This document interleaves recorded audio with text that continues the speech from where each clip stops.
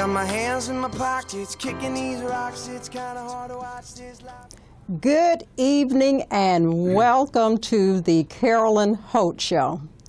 Well, it's so true. You got to keep your head up, and especially in light of all the issues surrounding Black Lives Matter in the last week.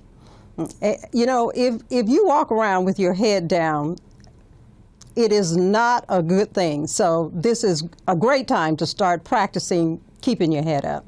Now, on tonight's show, we're going to be talking about Black lives, they do matter. And if you'd like to be part of the conversation, you can feel free to call me at area code 323-293-3375. Again, that's area code 323-293-3375. This is an opportune time for you to express yourself, give your thoughts, your comments. And tonight I have a wonderful special guest that will help us kind of sort out and weed through all the concerns and the worries and some of the anxiety that's associated with what has happened in the last week.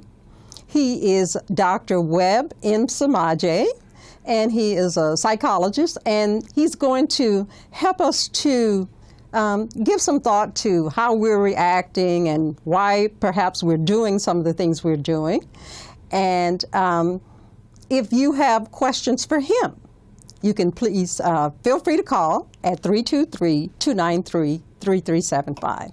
So good evening, my dear. How are you? I'm just fine, and so pleased to be here. Yeah, well, you know what? It's a long time that since I've seen you. Yes. But I'm glad to see you again and have you in my presence for tonight's show. Yes. Because tonight we're talking about something that's very serious.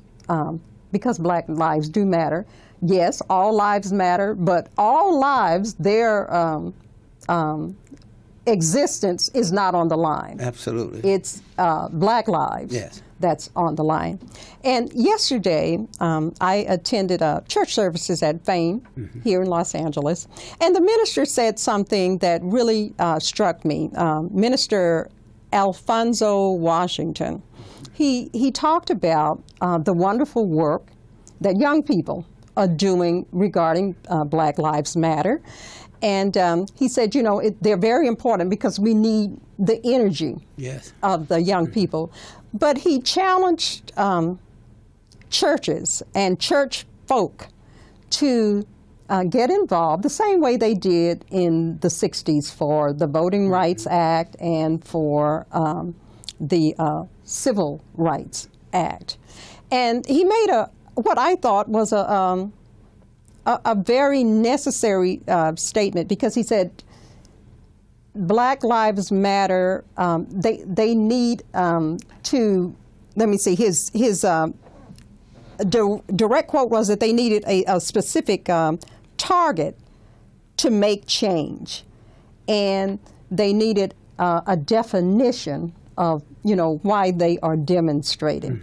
And I agree with that, because I think sometimes the emotional part is what's highlighted, but the actual thought process never gets stated. And so some of the things that he suggested was it's a fight against institutional racism. It's a fight against change in the criminal justice system. It's a fight against assault weapons bans. And it's a fight against convicting rogue police officers who believe themselves to be judge, jury, and executioner. So with that in mind, what would be your take on the notion that young people are doing a good thing, but they need a little more backup and they need some help? Without a doubt, the young people are doing, I think, a great thing. Okay. An important an important thing for us, not only at this time, but as you mentioned earlier, at other times. The young people have brought the energy, if you will, brought the noise necessary to push us forward. Not always merging with previous thought and feelings as easily as I guess things could be, but that seems to be what it is. It's easy for me to recall so-called generation gap through my own youth. Okay. You know, people talked about the generation gap and why we could not see eye to eye, though we had common struggle and didn't always mesh, as I said, real easily, but we came to support and push forward for the people. I see Black Lives Matter in very much the same way. Okay. No disrespect to those previous people who pushed and did, but nevertheless enthused and charged with their energy. But I think they also are providing if not a 10-point program, certainly a format for things to come. So they're doing that. They're meeting with other people and organizing and speaking about specific issues to address. Okay. Well, in the sense that the church people joining them in terms of bringing the wisdom and perhaps the cooler heads, because I've noticed that whenever there's a flare-up, the officials in that particular city will always go to the clergy or go to somebody and say, well, you know, we don't want anybody to burn the place down. But how would you state the specifics of getting involved and offering the necessary information regarding, okay, we're demonstrating for the conviction As you said, right. of rogue police officers because they're acting as judge, jury, and executioner. And specifically training, retraining of police officers to be more sensitive to other groups, to come to understand even where there may be implicit racism. How might they see these things within themselves and within the group? I think we talk about that blue line, you know, that code of silence that police has within themselves makes it difficult for them to explore, even amongst themselves, issues that the community may see differently. Well, you know, I'm thinking though, when they are being trained, how does the conversation get to you are judge, jury, and executioner? Because there is no such power in the United States of America. So where does that notion come from that they have this power to make this decision regarding a specific race of people? Well, again, now we have to speak historically here. I mean, as a matter of fact, I don't know if we can have any of these discussions without attempting to put them within a historical context. All right. It's not new that the police have acted in this fashion in regards to African black people. From the very beginning, we were looked upon as scoundrels, lazy, whatever, and people who needed to be watched, needed to be guarded, needed to be bound and chained to make sure, if not only that we might not escape being valued property, but also that we might not attack others under those kind of conditions. So there were constant vigilance for that. And to the later on, you know, stuff with the Code Noir, and where black behavior was codified in terms of what you could and could not do. A very list of over 100 different rules and laws who talked about how we were to behave in the public. And a lot of those laws may not be codified in a written fashion today, but passed down through culture, remain part of the thinking, I believe, in regards to how we are approached and treated by law enforcement. And speaking of culture, law enforcement has its own culture. Okay. Culture, as you know, teaches us how to think about different things, how to speak about them, how to understand what it is we do see and think about. So a lot of that, I think, historical relationship has been transferred through culture, and the overseers, in many fashions, now become like police and do many of the same kinds of things they've always done, and don't see it necessarily as a bad thing. This is what we're supposed to do. which brings us to the clash necessarily between the perception of black folk and the police oftentimes that's being characterized today.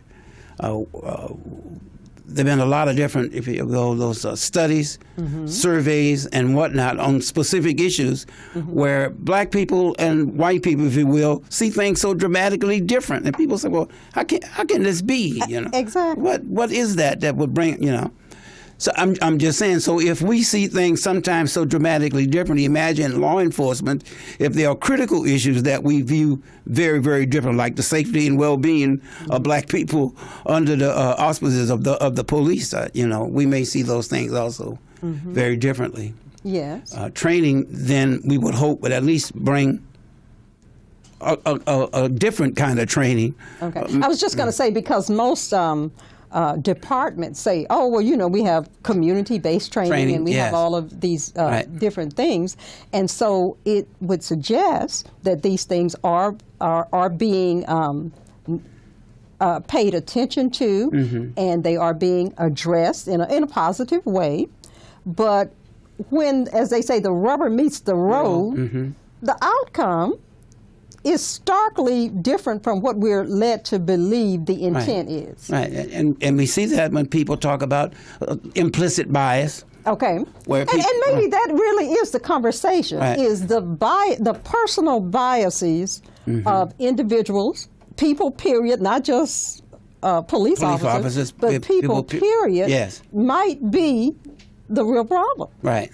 So how do we then take a look at that and change something? What would be a course of action? Obviously, a very challenging. Well, yeah, this is a big challenge as it is. Because you know, I believe much of what we're talking about, implicit bias, we're talking about stuff that's not necessarily on conscious levels. Okay. Not on levels that we accept even ourselves in terms of behavior. But nevertheless, part of a belief system, though it may not be a very apparent belief system. Yes. When you start talking about messing with people believe to be so in the world and challenges it, people will struggle to hold on to that, even, again, on other levels. We don't just give up what we know to be so very easily. That's true. And we see it, again, with these two different groups when we come together. We can argue, and people say we have to sit down and have very honest and straightforward conversation. Well, oftentimes, I think that when you have that straightforward conversation about what I believe you believe about me may result in even more difficulties. Yeah, it opens up a can of worms. Right. That neither side was prepared to deal with. And I guess then comes the issue of trying to deal with institutional racism. Yes. Right. So. Right. I think it's useful to think about racism perhaps in different categories: institutional, personal kind of racism, and a cultural racism as well. Oh, okay. Some of the things we were talking about earlier, I think, fall within the realm of cultural racism, you know. Okay. And institutional racism, by and far, though, is one we're interacting with. But again, people deny even that those structures are even in place. That's right. Though looking at the kinds of information, data, if you will, that the police and others are keeping, it makes it very clear that there's something going on where we see from the structure arrest records, for example, show an overabundance of black people in some areas being arrested more than others. Tickets. Some people may be getting more tickets in some areas, you know.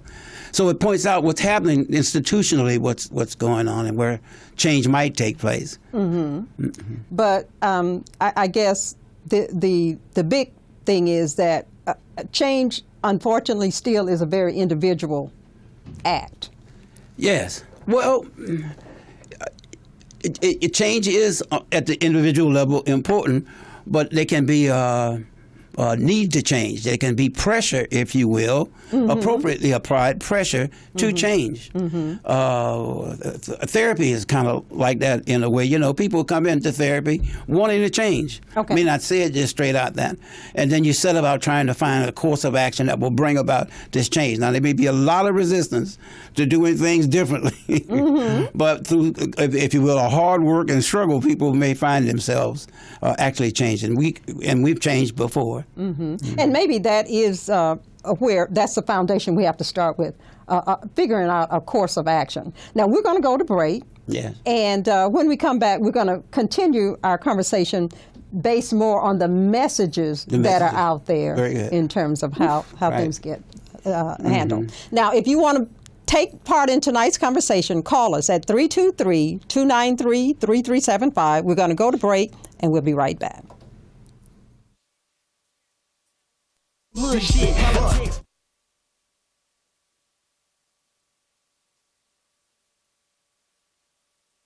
Math can be big fun for you and everyone. Play it each and every day. Master math the easy way. Sing, play it, Math Maze. Why not turn math time into fun time with Math Maze, the new game craze? Get yours today at mathmaze.us. Mom, now you can help your son master math and have big fun. Play it each and every day. Master math the easy way. Sing, play it. Math Maze. Make sure your child owns the skills necessary for success in high school algebra. Get it now. Mathmaze.us. Mathmaze.us. Dad, now you can help your daughter play it like you know you oughta. Play it each and every day. Master math the easy way. Say it, play it.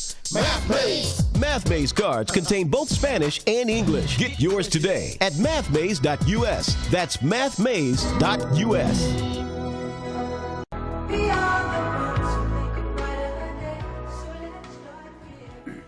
Thank you so much, and we are back. Man, that song really does have a lot of significance. You know, it's all about love, and we've got to figure out how to come together as one. We just can't live in a society where there's all of these fragments, and one part gets to do one thing, the other part gets to do another.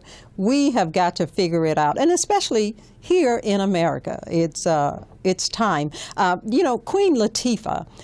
She was on the Today Show, and it was very interesting, I thought, what she had to say, because she is from a family of police officers. I mean, close relatives, I think dad, brother, cousins. And it was very interesting, her remarks regarding what has taken place. So I'm going to let you hear a little bit about what Queen Latifah had to say, and then I'm going to talk to my guest on the other side.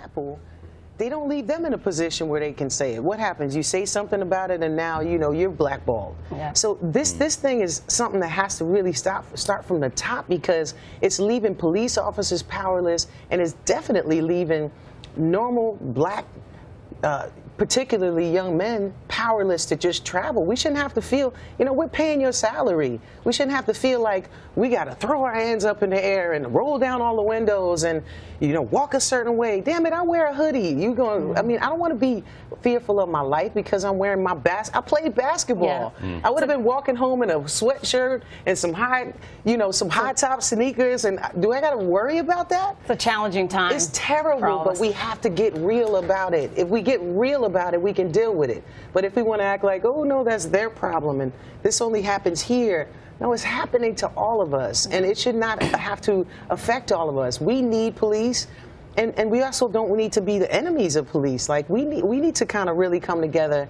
face our real racial issues, and deal with what's happening, from a systemic point of view.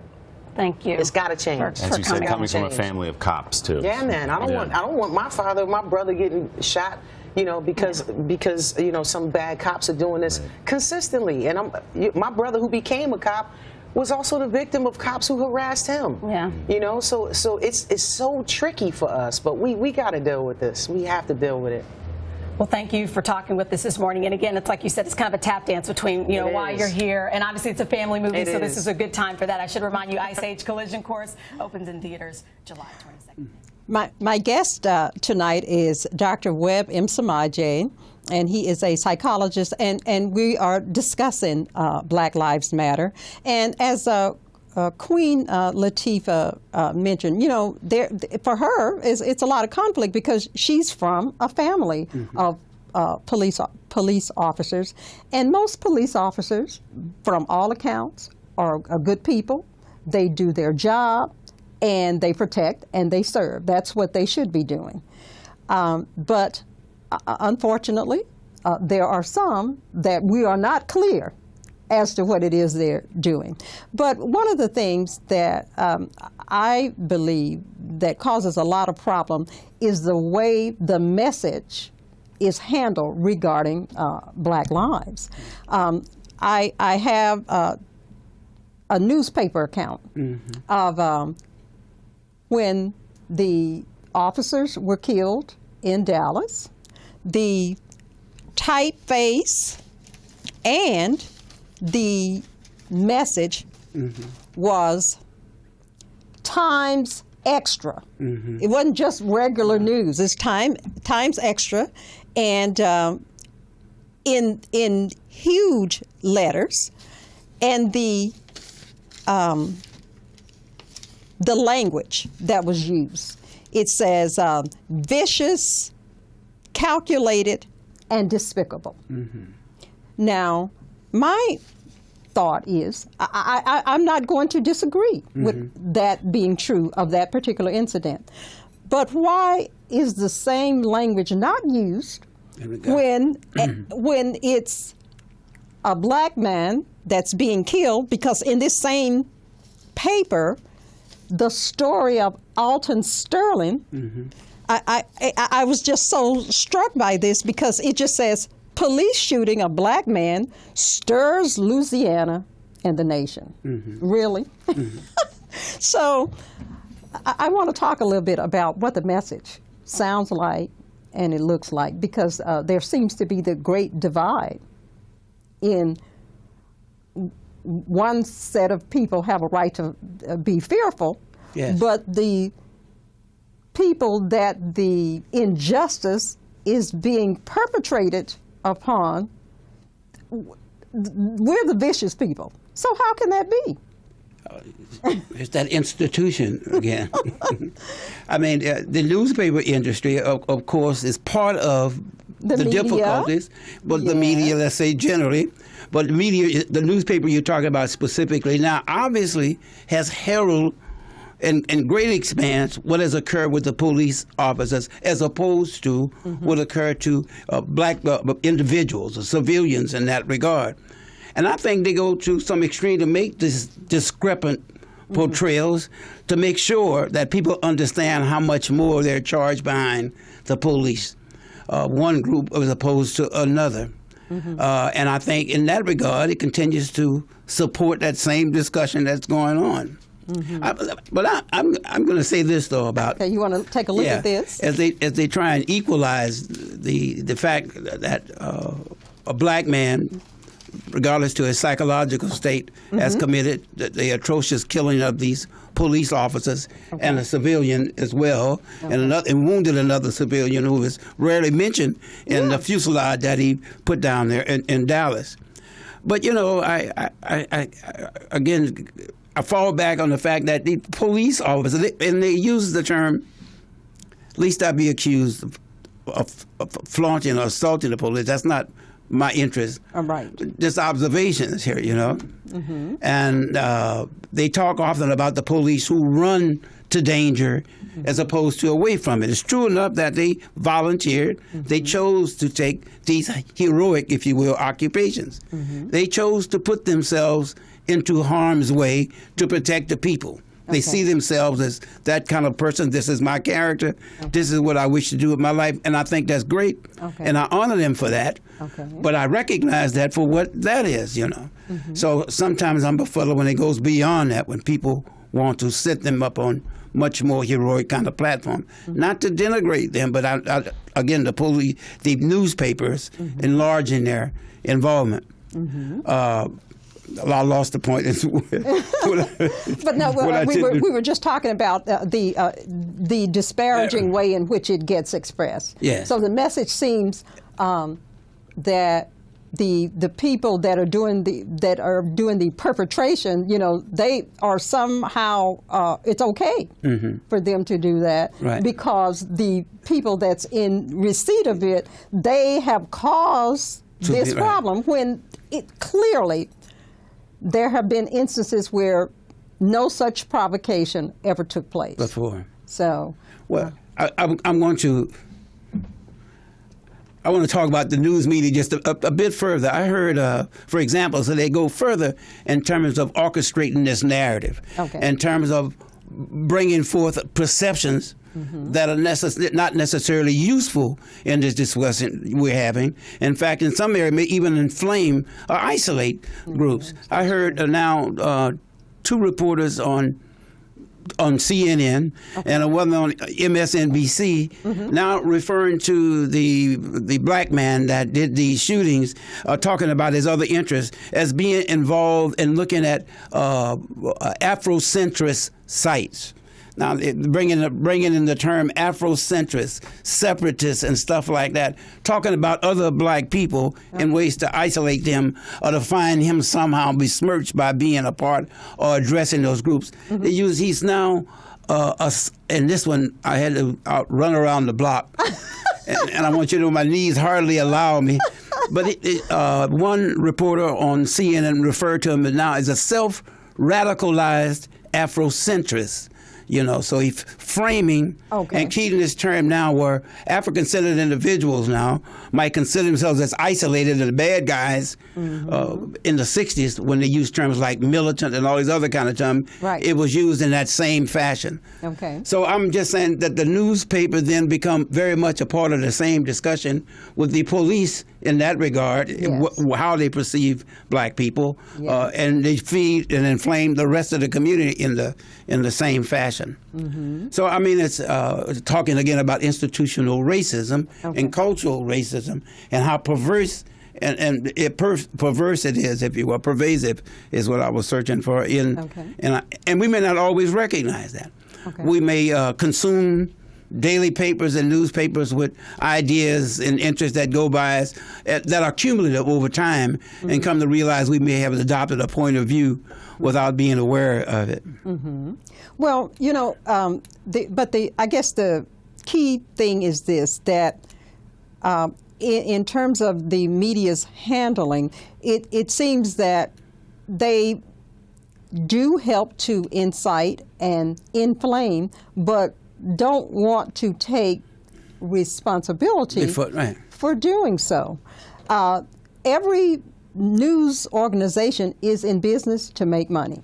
And one way that you make money is through ratings, when you get people to come to your channel to watch what you have to say, because you then get to set ad revenue that feeds your bottom line. So I think when we talk about we have to be honest, the media has to come to the table and say, you know what, we have to raise our hands because we are part of the problem more than even the solution. While they do bring us the information, how it gets, the presentation of the information certainly helps to incite on one hand and create revenue on the other. And so, then how can you really do what's fair when your interest perhaps is to serve self? You suggested they may not wish to bite the hand that feeds them. I'll say that. I mean, and again, going to this lower level, may not accept that, in fact, what they have done is to become inflammatory, or to egg people on, or to offer a point of view of black people to the white community, if you will, or even to the police community. They may not, in trying to protect, if you will, the police community, may well offer perspective of other people, that may not be as favorable as it should be. They may not accept that and stuff. And that's probably true. They probably won't, but it doesn't change the truth of the matter. I come back to it again because I think that begins to underscore just how difficult it, when we hear so often repeated now and have for some time, and I've heard the president and how many speeches has he made? You know, we have to sit down together and have a face-to-face. We got to get with this, you know. The reason that I think we're having such difficulty in getting with this issue, the issue is not necessarily so palpable. It's not concrete in that regard, and it's not on easy. other right. It's not easy. Right. Well, it may not be. What are you going to get a hold of if you're not able to perceive? You know. Mm-hmm. Well, but that's true. But most times, people want to avoid conflict. And confrontation. Yeah. And so, if you have a real, honest discussion about anything that's difficult, yes, you have to. Yes. Yeah, you have to give something of yourself. Well, the notion has been suggested that one way to really resolve this problem so that it doesn't keep coming up again is for America to admit its poor statistics regarding race. Yes. And for America to apologize. Yes. For how it has treated its black citizens. Many say that, you know, we struggle with, we're the last hired, right. first fired. Right. So there's a lot of things that we deal with that perhaps other individual races may not. And so we repress a lot of things and hold back, hold our tongue, so to speak, keep our place. Well, that's a lot of things to remember during the day. Yeah, okay, you got to repress your feelings, you got to hold your tongue, you got to know your place. Right. So where do we begin to have honest dialogue about that? Where do we bring that to, other than to the street? Is there any other way to get the other side's attention to say, you know, this is a real problem and something must be done? Because I guarantee that if black police officers were killing young white males or any white person at the same rate and not being convicted on murder charges, we would have anarchy in the street. Yes. So how is it then that this is not a situation for anarchy? Why is it that we've got to behave a certain way to keep the anarchy down? I think that's a critical question. Okay. And I think we buzz around that one as well for fear of the conclusions we may come to when we try and answer that. Okay. For example, you know, there's a feeling amongst groups of people about preserving and protecting themselves, being able to take care of your own. Okay. You know, men, especially in our society, in American society, have been criticized for a long time because people say, well, why did you take all of that? Why didn't you stand up? I mean, how would people absorb all that? Seems to me you would look at these and they will point out other groups to demonstrate how they stood up and fought back, if you will, under unholy circumstances to provide at least the integrity or the pride to do. Well, of course, there have been numerous insurrections and stuff, and we have fought under those circumstances. And to a large extent, we don't discuss them. But coming to a contemporary situation, I mean, we can talk about a litany of executions, deaths over a period of time. Looking at black people of both genders and many ages who had just been killed outright. I mean, a man riding his bicycle is suddenly grabbed by cops, put into some paddy wagon, and the next thing he's dead, and we can't find anybody accountable for that. Something happened. We're not quite sure what happened, but it's homicide, but we don't know. And we have those cases. Well, what then does a community feel about itself in that regard? Does it, you know, who talks them down from not finding somebody responsible for this and acting out? Vigilante, right. Maybe some less strong individual in the community, for whatever reason, has gotten past the point of restraint, you know. And but there are societies who would look upon those individuals, if you will, heroically. I'm not suggesting in any kind of fashion that should happen. We're not. But it does beg the question, given our history here, how there's not been more outrageous, if you will, events. And what then do people do to say they're taking care of themselves? Okay. Black Lives Matter, if you will, and other groups says, well, what we will do is we'll take to the street, we will disrupt until such time as we can get some change, criminal justice and other kind of stuff. We will do that. I'm going to leave this question hanging because it's one that troubles me. I remember very distinctively in the 60s what that felt like.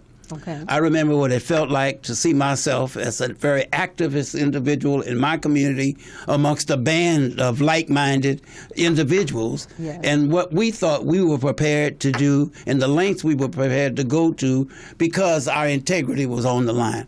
Our people's lives were on the line. Their safety, whatever would take them into the... So we saw ourselves as heroic, soldier-like people at the time, young people. Yes, young people at the time. But nevertheless, those feelings were there. I read history and I look at other groups and they see these people as heroes throughout.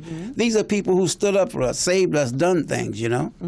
I'm thinking there must be those individuals here who also are so concerned about what's going to happen to us. Not to say that the police as individuals, even with the good guys on the force who know other kinds of things going on, nevertheless, black people are still being murdered. That's right. And they don't seem to be finding people accountable for these murders. That's right. And it begs the coaches, what then do we do? I mean, at what point are you up against the rock, the proverbial rock, in the hard place, you know? At what point is my life worth less than my integrity, where I figure me standing up? And I there's a poem, and I did not take care of myself here. I think it was Countee Cullen's poem, one of his, and I can only remember part of the line of it, and maybe folks listen will look for that. And it talks about us doing a bad time. Now, the author is Countee Cullen? I think it was Countee Cullen. Okay. And in that line, as he finishes that poem, he talks about, I'd rather stand and die, if you will, like a man, than on my knees like a pig. And, you know, it may not capture entirely our situation, but it sort of gives a flavor to how some people might feel about watching people being killed and nobody being accountable for those kills. Right. Because at some point, no matter who you are in whatever circumstance or situation, enough becomes enough. And begs the question. Yeah, and the other thing that you brought up, the criminal justice system. An overhaul needed, long overdue. And it's interesting that how things get changed or don't get changed. And if there's this outcry that this is something that you need to take a look at, and no one ever takes a look at it, what is the person that's being affected by the unwillingness to examine the situation? What are they to do other than to demonstrate, I mean, peacefully? Because, like you said, you don't want anarchy, but your emotional system kind of burns overtime because you don't have an outlet. And perhaps not just your emotional system. We talk about the levels of hypertension in our community, diabetes, and many other ailments, mental illness and stuff like that, that has suffered throughout. Interesting enough, some of that is beginning to change in terms of population.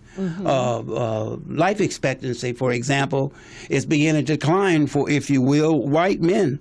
In serious kind of, not just here, but in Europe as well. It's of a real concern all of a sudden because black men have always been that group of individuals who had the shortest lifespan than black women and on. But that has changed, and I think that is part of the underlying anxiety amongst a lot of people about what that change means. But the stress that you talk about, that people must be under, being aware of all these uncontrollable sort of circumstances that bears on a people, right? Yeah. Well, I would think that anybody in the last week has been not only full of anxiety, but conflicted. That trepidation, absolutely. In many ways, because it's a difficult thing to even think about, but wondering if there is resolution possible is disturbing, because you just don't know. And I think most people consider themselves law-abiding citizens. Yes. People who care about the country, people who want the best for not only themselves, but for others as well. So, it's hard to figure out what we should be found doing. And especially when the possibility of the same process will continue. Yeah, and so what do you do with that? Well, how do you keep your head up? Not despair.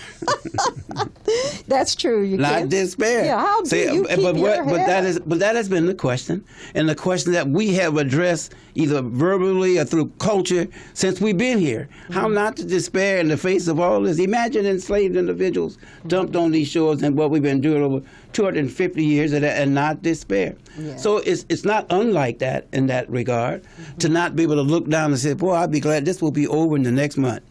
I am so tired. Yeah. Right. But you can't say that. No, we though. cannot. And that's where is the no justice, no peace. Yeah. That's how people come to live that out, because they are sick and tired, and the stress of not knowing Right. when or if is difficult to bear. But if you want to join in on the conversation tonight and you have a totally different thought, or you feel totally different than what has been expressed tonight, feel free to call us at area code 323-293-3375. Again, that's area code 323-293-3375, because we value and we desire and we want your input, because our thoughts may not line up with yours, and if they don't, we'd like to hear from you. We're going to go to break, and when we come back, we're going to talk about perhaps some solutions moving forward. Mastering math can be big fun for you and everyone. Play it each and every day. Master math the easy way. Say it, play it, Math Maze. Why not turn math time into fun time with Math Maze, the new game craze? Get yours today at mathmaze.us. Mom, now you can help your son master math and have big fun. Play it each and every day. Master math the easy way. Say it, play it. Math Maze. Make sure your child owns the skills necessary for success in high school algebra. Get it now. Mathmaze.us. Mathmaze.us. And now you can help your daughter play it like you know you oughta. Play it each and every day. Master math the easy way. Say it, play it. Math Maze. Math Maze cards contain both Spanish and English. Get yours today at mathmaze.us. That's mathmaze.us. Master.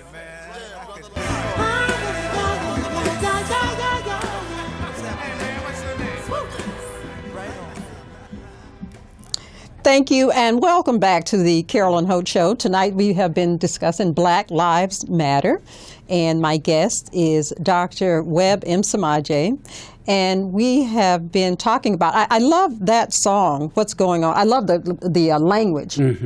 First of all, I love that the feel of camaraderie in, saying hello to the brothers and maybe that's what it will take is music, because music is a very unifying force. And so maybe what we're going to have to do is create a song that awaken the consciousness, and so that when people are doing their jobs and going about their way, has to be some kind of way to kind of play this song to keep them on a good path, both sides.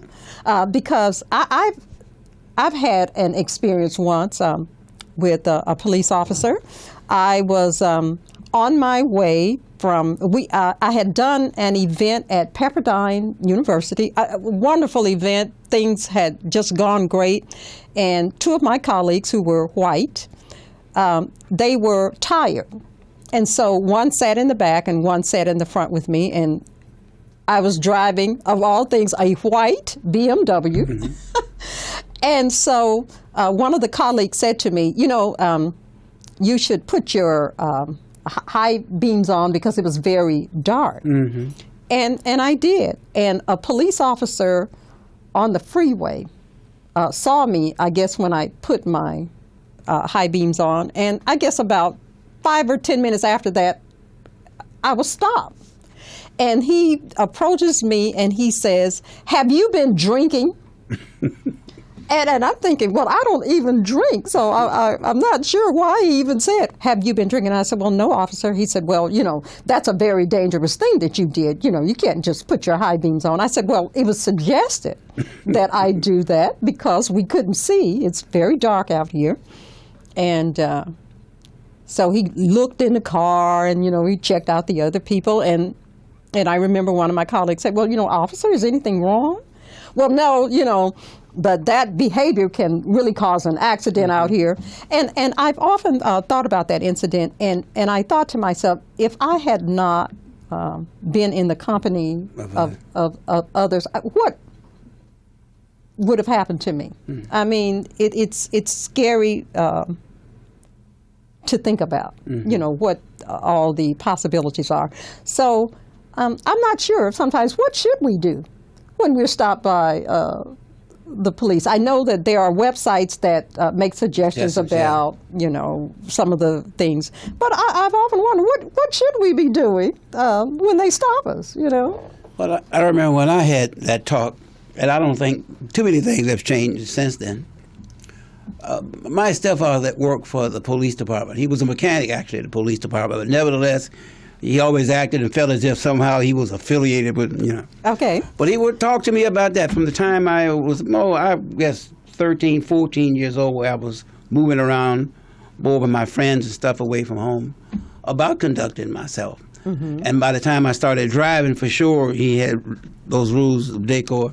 Uh-huh. But essentially, the biggest concern from my father was quick and sudden moves of any kind. Okay. When you're being pulled over by a police officer. That was number one. Don't reach for your wallet. Don't be doing things.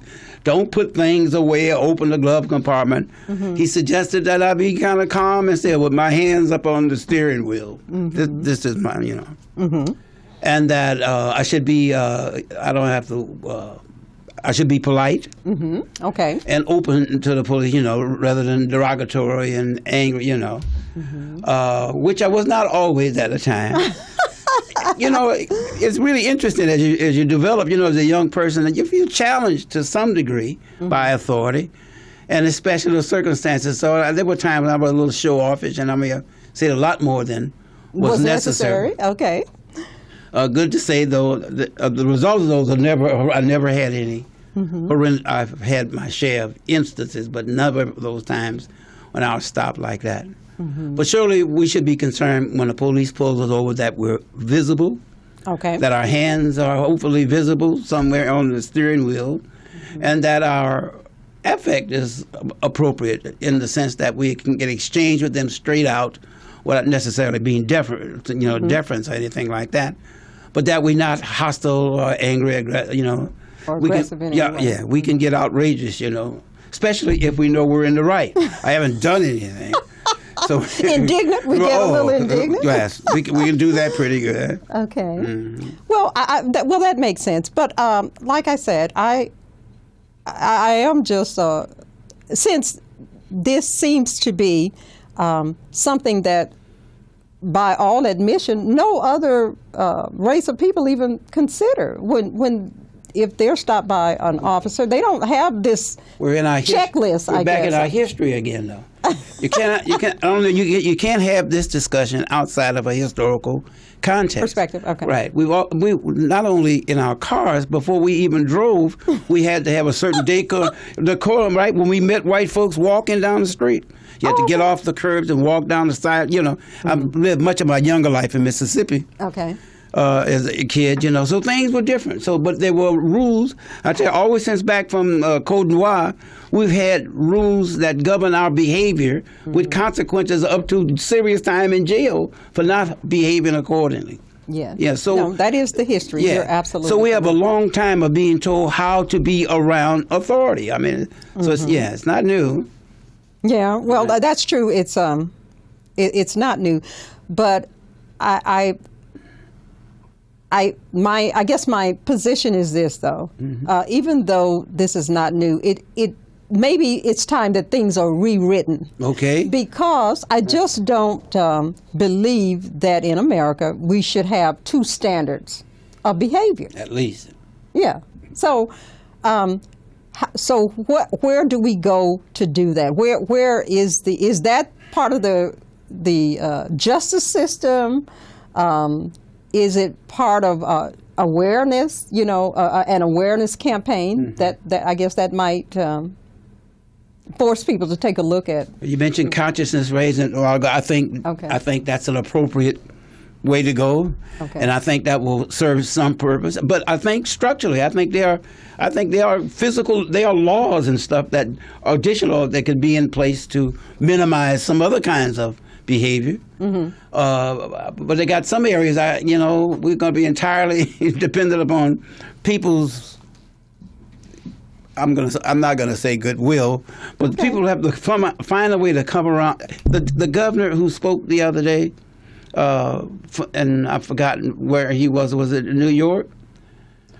The governor. Or maybe it was in Minnesota. Maybe it was Minnesota. Okay. Well, he said, had these been white people, I am certain that this would not have occurred. I'm stunned. I just could not believe I actually heard. Are you talking about a Newt Gingrich? No, because it wasn't Newt. No, it wasn't Newt Gingrich that I. Yeah, because there is a reference for him saying that he's finally got. When he changed, it's a little dated now. Yeah. No, it's a governor just a couple days ago. Oh, okay. Maybe 2 days ago. All right. And he, in his addressing the people, maybe, and I'm thinking that it was in Minnesota, and addressing his people. Oh, okay. He actually said that had these been white people, I'm sure this would not have happened. Right.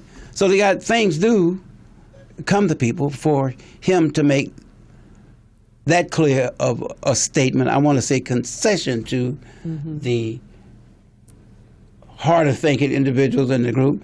Then I think that some things will change. I mean, I can only imagine, given his part, what it took for him to do that, and dare I say, the price he will likely pay as a result. You know. I was just going to say, because one of the aspects that we didn't talk about tonight is the discussion about banning, certain kinds of weapons. And like you said, much of this sometimes comes down to political sides and who's in power. Right.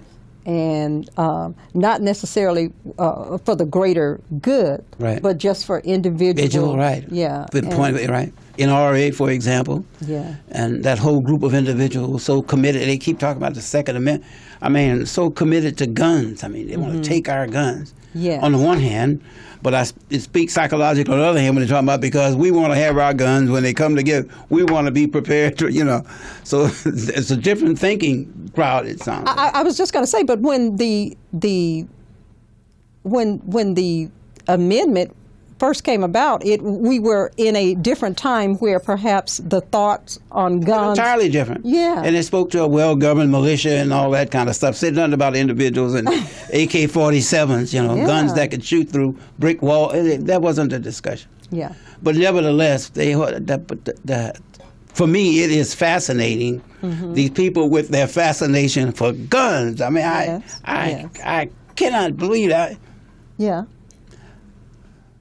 I mean, I just can't. And I think that those people who think like that, so obligated to owning firearms and doing all kinds of things with them, are not likely to change the way they think about. I mean, I think that goes towards personality kind of stuff, and I think that's part of their structure. Yeah, they're not going to be very different. Yes. Well, but if you're going to have some change, the mind has to be a part of that. Got to be part of that. And if you don't change your mind about things, then generally nothing is going to happen. So I would say moving forward that. But I think, though, I think that we can change the mind and find greater tolerance against larger numbers of people. Okay. I think larger numbers of people who see things differently kind of put in check that minority of individuals who are fascinated with guns and bombs and want to do things to people. I think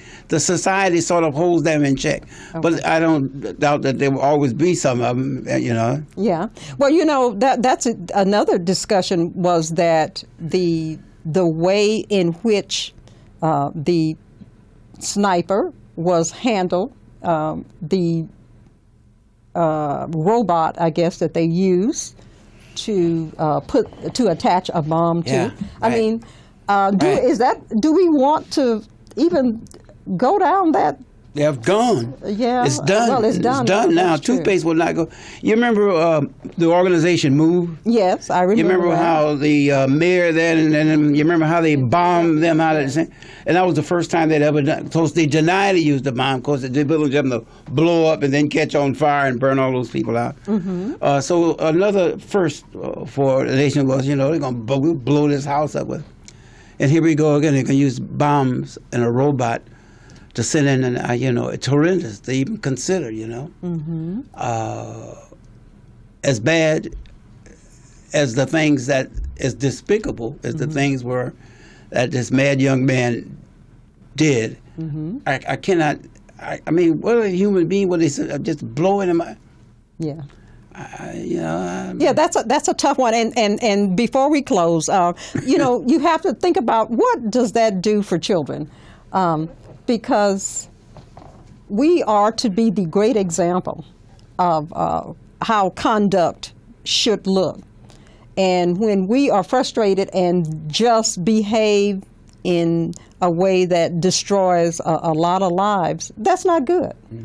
So as we close, what would you say we should tell our children in terms of how to do something differently, I guess, how to handle this differently?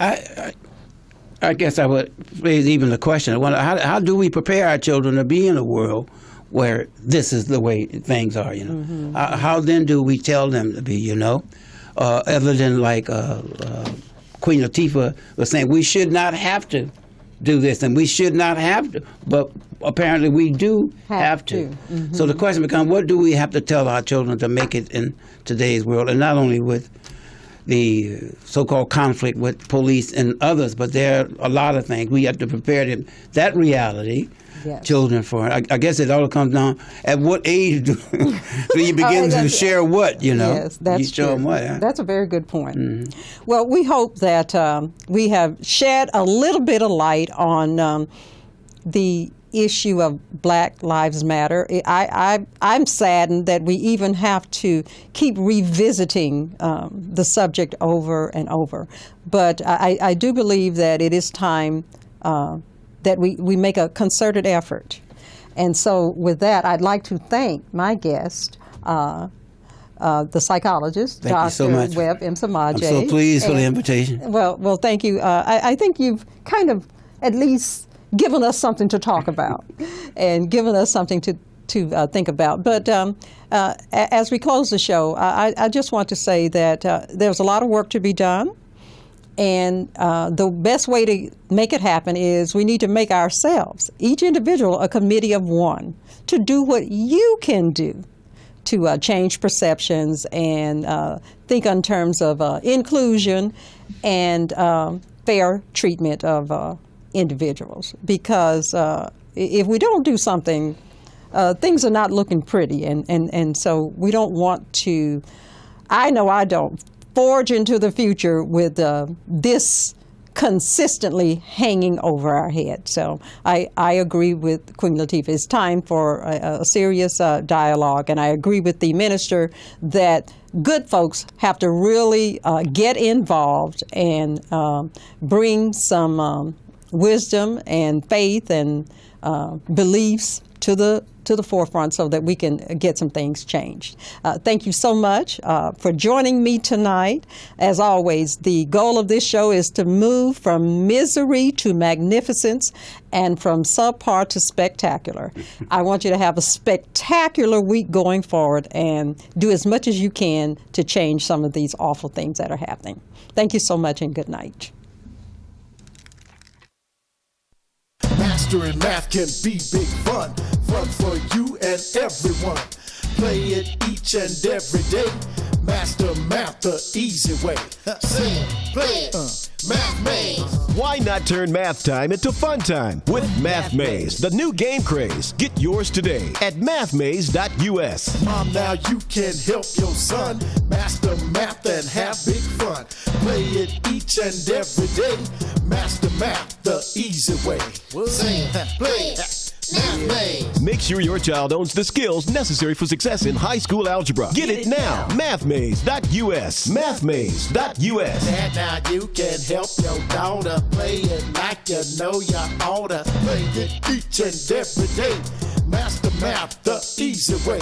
Say it, play it, Math Maze. Math Maze cards contain both Spanish and English. Get yours today at mathmaze.us. That's mathmaze.us. Give me your